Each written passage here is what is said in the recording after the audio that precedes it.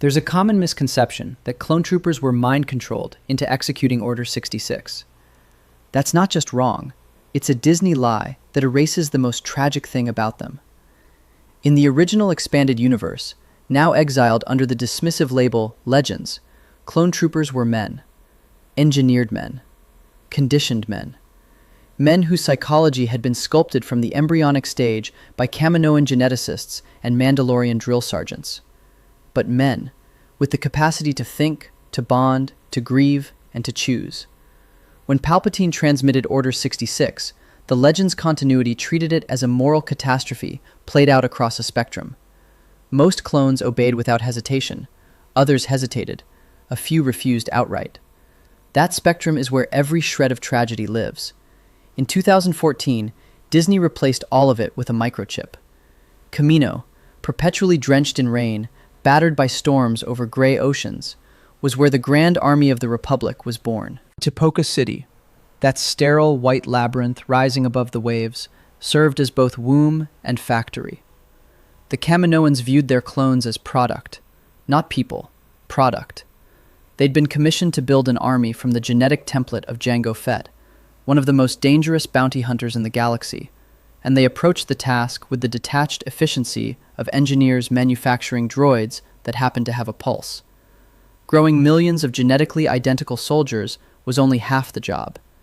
Each clone underwent what Legends sources described as flash training, accelerated learning protocols that drilled obedience, tactical doctrine, and absolute deference to the chain of command into developing minds from birth. Deep conditioning, pervasive conditioning, effective conditioning.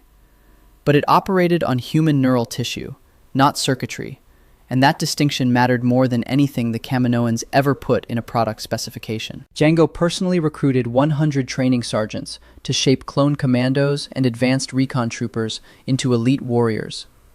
The Cuy'val Dar, Mandalorian for those who no longer exist, brought more than combat expertise to Kamino's sterile corridors.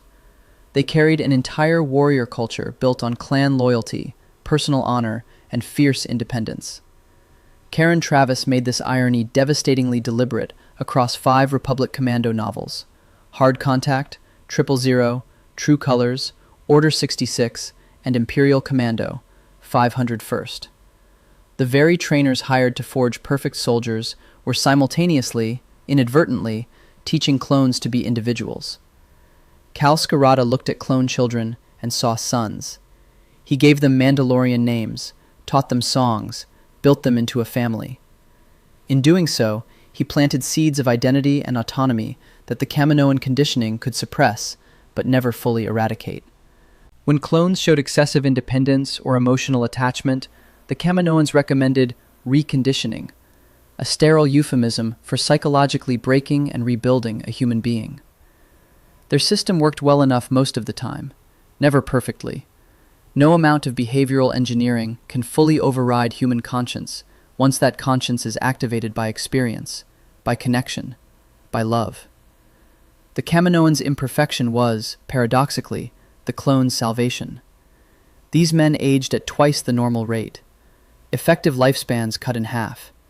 No legal rights, no citizenship, no acknowledged personhood under Republic law. The government sending them to die by the hundreds of thousands classified them as equipment.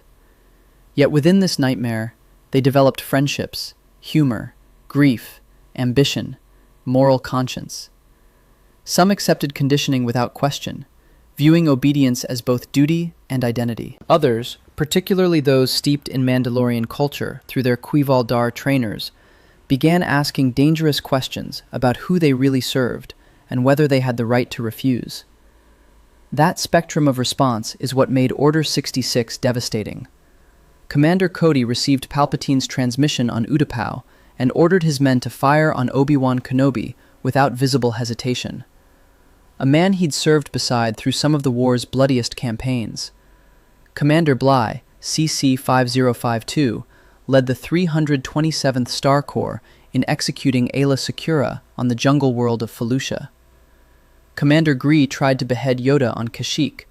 Commander Appo marched the 501st Legion up the steps of the Jedi Temple on Coruscant. In each case, these were men who complied with an order their conditioning demanded they obey. In Legends, obedience carried burden. Beneath the flash training and behavioral imprinting, a human being existed who was capable of registering what he'd just done. Nowhere is this weight more powerfully expressed than in a video game. The original Star Wars Battlefront 2, released in 2005, featured a nameless clone narrator from the 501st Legion, providing voiceover commentary across the campaign.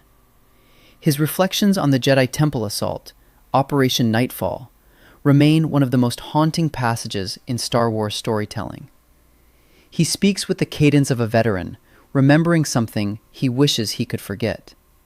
He describes the march on the temple, the fighting, the killing of Jedi. And he carries the heavy, exhausted awareness of a man who understood the enormity of what he participated in. The 501st Journal doesn't depict mindless executors. It depicts haunted soldiers who carried out their orders and then had to live in the silence afterward. That silence, the things the narrator can't bring himself to say outright, is the kind of moral texture the inhibitor chip makes structurally impossible. A chipped clone has nothing to live with. The chip did it. He was just the body it used. Flip to the other end of the spectrum now, the clones who refused, because this is where the Legends approach achieves something canon can't replicate. The Null-class Advanced Recon Commandos were the very first prototypes cloned from Jango Fett's genetic material, including Ordo, Muriel, Prudy, Jang, Comerc, and Aiden. Kaminoans labeled them failures, too independent, too aggressive, too resistant to behavioral conditioning, scheduled for termination. Kal Skirata intervened, saved their lives, and raised them within Mandalorian culture as his own sons. When Order 66 came, the Null ARCs rejected it outright. They'd long since seen through the Republic's lies and recognized their own expendability. Their refusal was the culmination of years of independent thinking, nurtured by a trainer who loved them enough to let them become people. Refusal only carries weight because other clones, lacking that nurture, couldn't make the same choice. Clone Captain Maze, designated Alpha 26, presents an even more dramatic case. When Order 66 was issued, Maze stood alongside Jedi Master Arlegan Zay. His conditioning demanded he detain Zay. His orders demanded he detain Zay. Every structure of the Grand Army's command hierarchy pointed at one outcome. Maze, weapon in hand, a lifetime of obedience training screaming compliance, fired his blaster into the wall. Then he physically smuggled Zay off-world to the Mandalorian homeworld, where Skirata and his network could protect the Jedi. A man controlled by a chip can't fire into a wall. Only a man fighting against his own conditioning can make that choice. Millions of his genetically identical brothers across the galaxy pulled the trigger. Maze shot the wall instead. Quiet moral heroism so small it almost disappears, and it only exists because the Legends continuity gave him agency. Niner and Darman from Omega Squad and Ion Team occupied the agonizing middle ground between compliance and refusal. Their story during Order 66, as Travis wrote it, was fractured loyalty and impossible choices. Men torn between conditioning, brotherhood, relationships with Jedi who'd treated them as human beings, and their growing realization that the entire war was engineered for one man's ascent to power. Travis depicted clones who felt the gravitational pull of programming, who knew disobedience might mean execution, and who still reached for some version of autonomous moral reasoning. Every ounce of that richness depended on a single narrative condition, the absence of a chip. Common misconceptions. Some corrections here, because other channels keep getting these wrong, and accuracy is the minimum standard for talking about these soldiers. Captain Jag belongs to the 442nd Siege Battalion. He has never been a member of the 104th Battalion. Jag was the clone pilot who shot down Plo Koon's starfighter during Order 66. Putting him in the Wolfpack is a basic identification error that keeps showing up across channels. Commander Doom's green-painted armor does not indicate membership in the 41st Elite Corps under Luminara Unduli and Commander Gree. Doom served as a separate commander with his own unit assignment, and his involvement in the Battle of Ringo Vinda, the same engagement where clone trooper Tup's inhibitor chip malfunctioned, places him in an entirely distinct operational context. Jesse, CT-5597, held the rank of lieutenant. He was an ARC trooper, not a captain. His role during the Siege of Mandalore and his death are significant moments in clone history, and getting his rank wrong dishonors both the character and every viewer paying attention. For soldiers denied names, denied personhood, denied recognition as human beings, the least anyone can do is get their designations right. In early 2014, Star Wars The Clone Wars Season 6 aired 4 episodes that rewrote clone trooper history from the ground up. The Unknown, Conspiracy, Fugitive, and Orders, the Fives arc, introduced the inhibitor chip. Organic behavioral modification biochips implanted in every clone's brain during fetal development on Kamino, activated by Palpatine's verbal command, overriding free will entirely, compelling execution of Order 66 regardless of any clone's personal feelings. Clone Trooper Tup, CT-5385, suffered a premature chip malfunction during the Battle of Ringo Vinda and involuntarily murdered Jedi General Tiplar. No struggle, no weighing of duty against loyalty. His chip fired early and his body followed. His squad mate, ARC Trooper 5's, CT-5555, investigated the malfunction, uncovered the conspiracy linking the chips to Darth Tyrannus and the Sifo-Dyas connection to the clone army's origins, and tried to warn the Republic. Fives was killed. His warnings were buried as the ravings of a malfunctioning soldier. Dave Filoni and the Lucasfilm Story Group justified the retcon with sympathetic intentions. They wanted to preserve the clone's goodness. If conditioning meant choice, every clone who fired bore moral responsibility, and Filoni, deeply attached to characters like Rex, Fives, and Echo after years of developing them, wanted to protect them from that burden. The chip was meant as mercy, absolution by neurotechnology. But absolution and tragedy pull in opposite directions. Tragedy requires the possibility that things could have gone differently, that a character stood at a fork and took the darker path. Removing choice removed meaning. Filoni wanted to shield the clones from guilt. What he actually did was shield them from depth. Canon's own storytelling has acknowledged this problem, even accidentally. The Geonosian Brainworm arc from Clone Wars Season 2 saw parasitic worms seize control of clone troopers, including members of Tango Company aboard the medical frigate TB-73. The show framed this as horror, something terrible being done to the clones, agency stripped away as violation, as atrocity. Which means canon itself understood that autonomous clones are the default, and mind control is the aberration. A few seasons later, that aberration became the permanent, canonical explanation for Order 66. Delta Squad deserves space here because their story reinforces everything. Boss, Fixer, Scorch, and Sev were Republic Commandos trained by Mandalorian sergeants, forged through the 2005 Republic Commando game into one of the most beloved squads in Star Wars. Everything about their training produced autonomous operators with more individual personality, more squad cohesion, more independent tactical judgment than standard clones. Sev's fate during their final mission remains one of the great unresolved cliffhangers in Star Wars gaming. Travis's publishing contract was cancelled before her novels could fully resolve their arc. As commandos, the conditioning versus chip debate hits them hardest. Reducing men bred for autonomous decision-making to chips on a circuit board insults the very premise of what a commando is. And Canon's own flagship Clone Trooper show proved the chip doesn't hold up. Crosshair's inhibitor chip activated after Order 66. He became a loyal Imperial enforcer, hunting his former squad mates in Clone Force 99. Later, the Empire removed his chip. Crosshair, fully autonomous, chip-free, in complete possession of his faculties, continued serving the Empire of his own volition.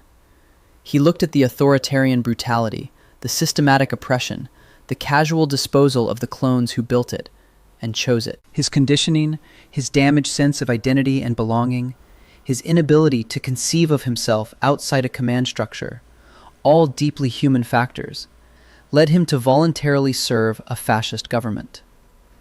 Crosshair is a Legends clone wearing Kanon's uniform. His existence is a tacit admission that the chip was never a sufficient explanation, because every time Kanon reaches for something emotionally authentic about a clone trooper, it has to walk right past the chip and return to the Legends model of conditioned agency. If a clone can choose evil after chip removal, then the chip was never the point. Conditioning was always the point. Identity shaped by a lifetime of training was always the point. Filoni's own show proved Travis was right. Commander Mayday from the Bad Batch Season 2 drove this home with devastating clarity. Assigned to a remote, freezing Imperial depot, guarding decommissioned separatist weaponry, a make-work post designed to use up surplus clones the Empire no longer valued. His squad decimated by raiders, reinforcement requests ignored. The Empire he'd served, the Empire he'd executed Order 66 for, treated him as a disposable asset whose death didn't warrant a report. Mayday served, believed, and was abandoned. Fans rightly call his death the saddest clone commander death in all of Star Wars. His final interactions with Crosshair, the way his disillusionment catalyzed Crosshair's own eventual turn, gave Mayday's suffering narrative purpose that only agency can produce. A chipped soldier can't be betrayed, he can only be deactivated. The 327th Star Corps wore distinctive yellow-striped armor and served under Aayla Secura, the blue-skinned Twi'lek Jedi Knight who had earned the loyalty and respect of every clone under her command. Commander Bly, CC 5052, fought beside her across campaign after campaign. On Felucia, when Order 66 arrived, Bly led his men in her execution, shot repeatedly from behind by the soldiers she trusted with her life. One of the most visceral deaths in Revenge of the Sith. In Legends, Bly made that choice. Conditioning pushed him there, but his hands pulled the triggers. In canon, a chip activated, and Bly's body did the rest, while his mind was locked behind his own eyes. One version is a horror story about obedience and the failure of human conscience. The other is a malfunction report. Milgram's obedience experiments demonstrated that ordinary people will follow harmful orders simply because an authority figure instructed them to. Arendt's banality of evil mapped the same moral terrain. Legends' clone troopers inhabited that territory. They weren't evil men. They were men whose entire existence had been engineered to make obedience feel like identity. When the order came, most complied. Not because a chip fired, but because compliance was the only self they'd ever been permitted to build. The few who broke free, who clawed toward independent moral choice inside the most hostile psychological environment imaginable, achieved something genuinely heroic. A chip erases all of this. You can't run a Milgram experiment if subjects are hardwired to comply. You can't have the banality of evil if evil requires no participation from the person committing it. The inhibitor chip doesn't make Order 66 darker, it makes it simpler. And simple isn't tragic, simple is just sad. Somewhere in the old, expanded universe, a clone trooper with no name and no legal personhood and half a natural lifespan stood in a corridor with his weapon raised at a Jedi who'd called him by a nickname. A Jedi who'd learned his face among millions of identical faces, who'd trusted him with her life on a dozen battlefields. And that clone trooper, carrying the full weight of Kaminoan conditioning and Republic doctrine and a galaxy that had never once asked his permission for any of it, had to decide. Conditioning screamed, comply. Training screamed, comply. Every brother around him was already firing, and in that version of the story, he fired too. Because he couldn't imagine another way. Because the only self he'd ever been given was a soldier who follows orders. Men who could have refused but didn't. Not because a switch flipped, but because the entire architecture of their existence was built to make refusal unthinkable. Disney took that away, gave the clones an excuse instead of a burden. An excuse will never weigh as much as a choice. Legends didn't just tell a better story about clone troopers. It told the only story that respected them enough to let them be morally complicated. Men already denied names, freedom, legal rights, and a full lifespan deserved better than to lose the one thing they still possessed: their conscience. Subscribe for more.